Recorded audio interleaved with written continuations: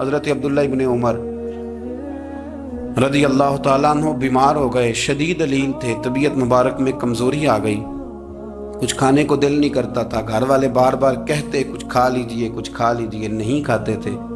بالآخر حضرت نافع آپ کے غلام تھے، ان سے کہنے لگے کہیں سے مچھلی مل جائے نا تھوڑی سی میں کھاؤں گا، تو کہتے ہیں میں سارے مدینے میں ڈھونڈتا رہا، مچھلی نہ ملی، اگلے دن بھی ڈھونڈی تو نہ ملی، تیسرے دن بھی ڈھونڈی تو نہ ملی، تو فرمانے لگے یار بس چھوٹی سی خواہش ہے، کوئی فرض نہیں ملتی تو رہنے دے۔ کہتے ہیں چوتھے دن مچھلی مل گئی، میں 1.5 دینار کی مچھلی لایا، لا کے حضرت عبداللہ ابن عمر رضی اللہ تعالیٰ عنہ کے سامنے جو مچھلی رکھی تو آپ نے لقمہ روٹی کا توڑا تھا، مچھلی کو لگانے لگے کہ دروازے پہ فقیر نے آ کے آواز دی کچھ کھانے کو دو۔ حضرت عبداللہ ابن عمر نے روک لیا اور ہنسے۔ کئی دفعہ دے ہم بھی دیتے ہیں پر ہمارا چہرہ دیکھنے والا ہوتا ہے، اتنے ہم غصے میں ہوتے ہیں، دے دیتے ہیں، لیکن جو سلوٹیں ہوتی ہیں نا چہرے والی وہ گنی نہیں جاتی۔ ہنسے، فرمایا دیکھو میرا اللہ کتنا کریم ہے، وہ مجھے بچانا چاہتا ہے، اٹھا بار دیا جا کے۔ تو خادم اب حکم کا پابند تھا، وہ لیت اللہ تو کر نہیں سکتا تھا، وہ گیا اور جا کے دے آیا۔ فقیر جب سارے محلے سے آٹا اکٹھا کر لیتے ہیں تو پھر ایک جگہ جا کے بیچتے بھی ہیں۔ دے آیا، وہ 2 گلیاں آگے گزرا تو میں پیچھے دوڑا گیا، میں نے کہا سچ بتا کھانی ہے کہ بیچنی ہے؟ وہ کہنے لگا جو بھی سبب لگ جائے کر جاؤں گا، آپ نے دے جو دی ہے۔ تو کہتے ہیں میں نے اسے کہا کہ یہ 1.5 دینار کی میں نے خریدی تھی، اگر تو 2 دینار کی مجھے بیچ دے تو آج کل مچھلی مدینے میں مل نہیں رہی، تو میں اپنے آقا کو دے دوں گا، وہ یہی کھائیں گے، بیمار ہیں۔ تو کہنے لگا جی بسم اللہ، مجھے کیا اعتراض ہے، 2 دینار مل رہے ہیں، 1.5 کی مچھلی، اور 1.5 کی بھی کسی نے نہیں خریدنی تھی، اب تو پک گئی۔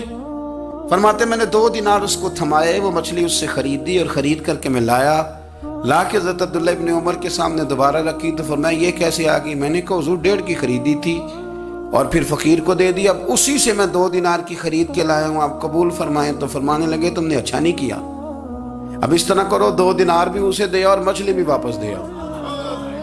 عرض کی حضور کیوں؟ فرمایا تم نے قرآن نہیں پڑھا؟ حضور پڑھا ہے۔ فرمایا رب فرماتا ہے لن تنالوا البر حتی تنفقوا مما تحبون، تم بھلائی کو اس وقت پہنچو گے جب اپنی پیاری چیز راہ خدا میں خرچ کرو گے۔ امام غزالی نے لکھا ہے، فرمانے لگے دیا، تو وہ حضرت نافع کہتے ہیں میں دینے گیا، دے کے واپس آیا تو کچھ پریشان تھا، کیونکہ مجھے بھی 4 دن ہو گئے تھے نا تلاش کرتے، تھوڑی طبیعت میں مایوسی تھی کہ اتنی محنت سے میں نے لایا اور آپ نے واپس کر دی۔ تو حضرت عبداللہ ابن عمر نے مجھے قریب بٹھایا، پھر مجھے تھپکی دی، فرمانے لگے پتر میں نے ویسے بھی کبھی جھوٹ نہیں بولا، اور آج کل تو میں ویسے ہی بیمار ہوں، ٹائم ہی نہیں، وقت ہی نہیں، موقع ہی نہیں جھوٹ بولنے کا۔ میں تجھے سچ بتاؤں، مجھے مچھلی کھا کے اتنا سکون نہیں ہونا تھا جتنی اللہ کے راستے میں خیرات کھا کے مجھے سکون ہوا۔ تو تجھے تو میری راحت سے غرض ہے نا کہ مجھے راحت کیسے ہوتی ہے، تو مجھے سکون ملا ہے راہ خدا میں دے، میں نفسانی خواہش پوری کر لیتا تو یہ میرا نفس کل پھر مجھ سے مچھلی مانگتا، پرسوں کہتا نہیں چھوٹے گوشت کی یخنی بھی چاہیے۔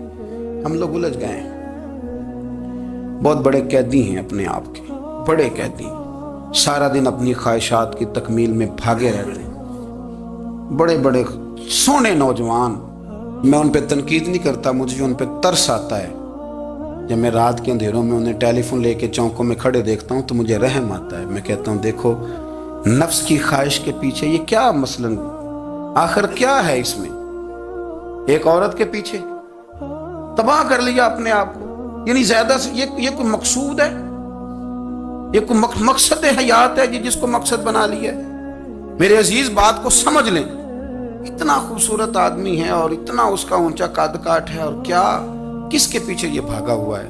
بڑا سمجھدار، دانشور، عقل مند آدمی، ذی روح بندہ، لیکن اس کا سٹیٹس آپ یہ ملاحظہ کریں کہ وہ 20-40 ہزار کی خاطر جھوٹ بولتا ہے، دھوکہ دیتا ہے، فریب اور فراڈ کرتا ہے۔ ہم اپنی نفسانی خواہشات کے پیچھے اس طرح بھاگتے ہیں کہ ہم اصل سے رہ جاتے ہیں۔ میری باتوں کی سمجھ آ رہی ہے آپ حضرات؟ تھوڑا تھوڑا کر کے، ایک ایک کر کے ان کی باتیں کم مانیں۔ وہ ضروری تو نہیں نا کہ سویرے ناشتہ بازار سے اپنی مرضی کا تگڑا کیا ہے، بازار سے لا کے پوڑیاں چنے بہترین کھائے، اور پوڑیاں چنے ابھی کھائے نہیں، شاپر میں ڈالے ہوئے ہیں، اور وہ لے کے ابھی آ رہا ہے تو ساتھ ہی رستے سے गोश्त भी छोटा अच्छा लगा तो 2 किलो वो भी ले आए कि पूड़ियाँ चने खाऊंगा और दोपहर के लिए गोश्त पकाऊंगा। वो पहले ये तो खा ले साहब, इससे तो निजात पा ले। ये पता नहीं हजम होता है कि कुछ और करता है तेरे साथ, लेकिन वो गोश्त भी साथ ले आया। यानी टेबल पे, नाश्ते के टेबल पर बैठ के फैसला हो रहा होता है कि हमने क्या खाना है, हमने किधर जाना है। संगियो याद रखो, बातों को समझो और गौर करो। ये थोड़ा थोड़ा करके जब हम छुटकारा हासिल करने की कोशिश करेंगे ना, छुटकारा हासिल करने की, कई जगह से, किसी जगह से अगर आपको तंबी होती है ना, तंबी, उसमें भी बड़ा मजा आता है। उसमें बड़ा, हमारे एक बुजुर्ग थे, तो एक दिन ना मैं गया तो कहने लगे अल्हम्दुलिल्लाह आज मैं बड़े सुकून में हूँ। मैंने कहा जी वो क्या हुआ? कहने लगे मैं अपने आप को बड़ा पीर साहब समझने लग गया था। तो एक वापडा के किसी आदमी से काम था, तो मेरे एक दोस्त ने मुझे कहा कि पीर साहब उसको टेलीफोन कर दें, सुना है आपका अकीदतमंद है। मैंने उस बंदे को टेलीफोन किया तो कहता पीर साहब मैं इज्जत आपकी बड़ी करता हूँ पर यह काम नहीं हो सकता। कहते जब उसने मुझे कहा ना तो कुछ भी नहीं, तो मुझे बड़ा मजा आया, वरना मेरा तो नफ्स फूल गया था। मैं तो समझता था कि जो मैं कहता हूँ वैसे ही हो जाता है। कहते उसने थोड़ा सा ना मुझे लेवल में किया है, मुझे मजा आया। ये लोग ना अपने ऊपर बोझ डालते थे, ये थोड़ा थोड़ा पीछे हटते थे, ये समझते थे कि इस तरह तो हमारी तकमील रह जाएगी। सुबह से शाम तक अगर इसी नफ्स की बातें मानते जाएंगे तो खराबी करेगा। दौलत का नशा है भाई, दौलत इकट्ठी करने वाला किसी जगह सैर नहीं होता। हुस्न का नशा है, हुस्न का नशा है। हजरत अबू बकर शिबली रहमतुल्लाह अलैह फरमाया करते थे जो तेरी बेटी को खूबसूरत समझ के उसके साथ निकाह करना चाहे उसे बेटी ना देना। हजरत जी क्यों? फरमाया हुस्न तो थोड़े दिन के बाद खत्म हो जाएगा, फिर वो इसकी कदर नहीं करेगा, वो तो कहीं और मुंह मारता फिरेगा। अबू बकर शिबली रहमतुल्लाह ताला अलैह की बेटी खूबसूरत थी। एक नौजवान कहने लगा मेरा निकाह कर दें। आप फरमाने लगे पुत्र तो 1 महीने के बाद आना, कर दूंगा। बड़ी मोटी ताजी खूबसूरत साहिबजादी। तो हजरत ने उसे दवाई खिलाई, उसे पखाने लग गए। जो पखाना करती एक मटके में संभाल देते।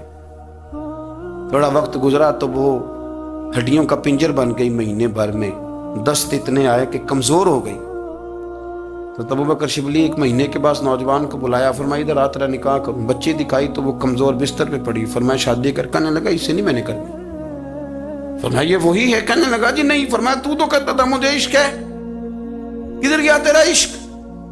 कहने लगा हजरत साहब आप कैसी बात कर रहे हैं? फरमाया इधर आ। फिर वो मटका जिसमें गंद रखा था वहां ले गए। फरमाने लगे तेरा इसके साथ इश्क था, ये तेरा इश्क। फरमाया तो मैं 4 दिन रोटी खिलाऊंगा फिर तंदुरुस्त हो जाएगी, लेकिन मैं देखना चाहता था कि तू मेरी बेटी से प्यार करता है या उसके चेहरे पे आने वाली कुछ वक्त के लिए सुर्खी से प्यार करता है, उस लाली से प्यार करता है जो जवानी के वक्त बच्चों और बच्चियों पे आती है। इस चीज के दिल दादा, यानी क्या मतलब? नफ्स की गुलामी, सरासर गुलामी। और पलट पलट के और बड़े बड़े सियाने बंदे छोटी सी ख्वाहिश के लिए, बड़ा समझदार आदमी, बड़ा सियाना बंदा। मैं एक बड़े बुजुर्ग आलिम थे, मैं एक दफा मिलने गया तो पाए पका रहे थे, खुद पाए पका रहे थे।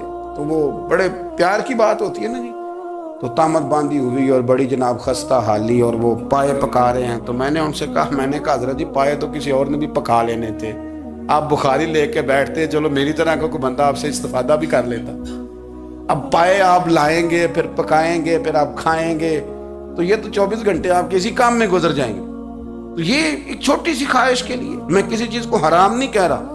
कुरान पाक की जो आयत पढ़ी है सिर्फ उसकी तफसीर आपके सामने अर्ज कर रहा हूं। हमारी ख्वाहिशात माँ पालती है, आपको नहीं पता कितने दुख सहती है। मैं उन माओं को जानता हूं जो बेटे के हिस्सों की मार भी उसके अब्बे से खाती हैं, मार खाती हैं वो। एक खातून है, कान से सुनता नहीं, मेरे पास एक दफा आई, कहने लगी 60 लग गई सी, कोई दुआ कर दें या कोई वजीफा पर, डॉक्टर कहते हैं ठीक नहीं हो सकते।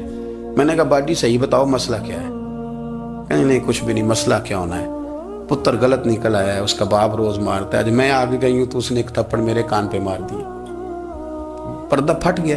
माएँ मार खाती हैं, लेकिन वो पुत्र जिसको बड़ी मेहनत से पाला है वो जवान होता है तो अम्मा से कहता है तुझे छोड़ देना है, पर जिस लड़की से मेरा टेलीफोन पे रब्ता है उसे नहीं मैंने छोड़ना, वो नहीं छूट सकती। हर शय कुचल जाता है वो। अम्मा कभी लेट के रात को सोचती है कि ये तो मेरी कुल कमाई थी, میں تو آج بھی اس کے حصے کے تھپڑ اپنی گالوں پہ برداشت کر رہی ہوں، تو یہ کدھر گیا؟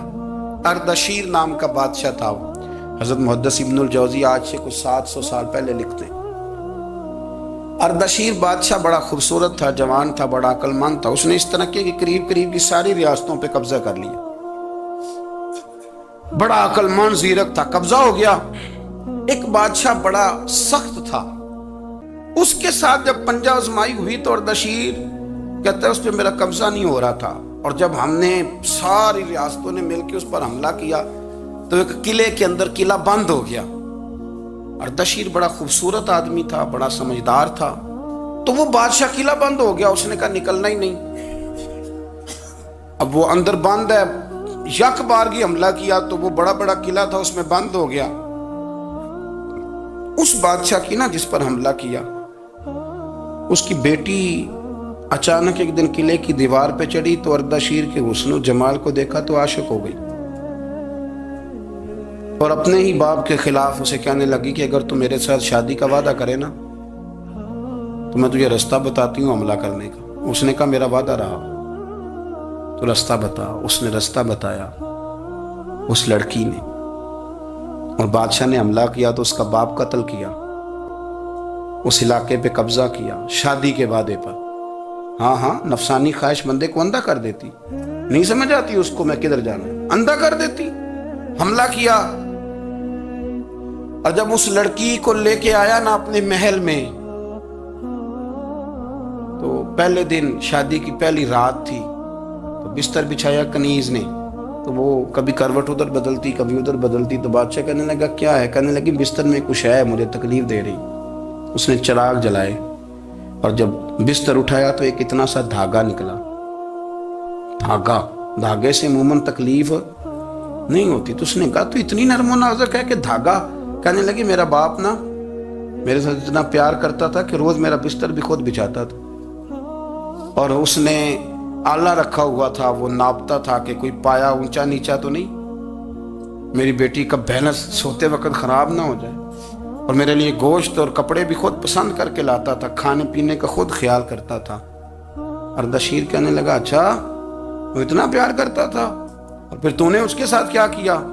کہنے لگا بلاؤ کنیزوں کو بلایا، فرمایا اس کو اٹھاؤ اور جلاد کے پاس لے جاؤ، اسے کہو کہ اس کے بال ایک گھوڑے کے ساتھ باندھے، پیر دوسرے گھوڑے کے ساتھ باندھے، اور ایک گھوڑا ادھر بھگا دے، کدھر بھگا دے، یہ جس کے باپ نے اتنا پیار کیا یہ نفس کی اتنی غلام ہے کہ اس کی وفادار نہیں رہی تو میری وفادار کیسے بنے گی؟ اس نے اتنے نازوں سے پالا کہ دھاگا اسے برداشت نہیں۔ او یارو یاد رکھو، اگر نفس کی غلامی کرو اور بڑے بڑے وفاداروں کو چھوڑ کے غلامی کرو تو پھر کہو وفادار مل جائیں، کوئی بول اب لڑا نہ بول بیٹھی ہوں دے خصم ناراض بڑ بولیاں دے، کہاں سر کھائے تے بلبل ٹھنڈ پائے، بڑے فرق نہیں سجنا بولیاں دے، جڑیاں خصماں دی وچ رضا وسن، بھاگ جاگ جاندے انہاں گولیاں دے، آپ ادلیاں نو سردار پین تکے تے شرما والیاں نو جھوٹے ڈولیاں دے۔ اپنے نفس کے پیچھے چلو گے تو یہ تباہی ہے۔ جب ہم نے کسی سے وفا نہیں کی تو یہ کیا امید ہوئی کہ دنیا ہم سے وفا کرے گی؟ اللہ رسول کی مرضی کے مطابق اصول پسند زندگی بنائیں، ایک ایک کر کے اپنی خواہشات سے پیچھے ہٹیں، تھوڑے پہ گزارا کرنا سیکھیں، اپنے نفس کو سمجھائیں۔ ضروری نہیں کہ روٹی ہر وقت مزے کے لیے کھائی جائے، کبھی کمر سیدھی کرنے کے لیے خشک روٹی بھی کھا کے دیکھو، کبھی سادہ کھانا اس پہ بھی اکتفا کرو، کبھی تھوڑا کھا کے اچھے طریقے سے سادے کمرے میں بھی اللہ کو یاد کر کے دیکھو۔ نفس کے پیچھے نہ بھاگیے گا، تباہی کرے گا۔ رب کریم سمجھنے کی توفیق رفیق عطا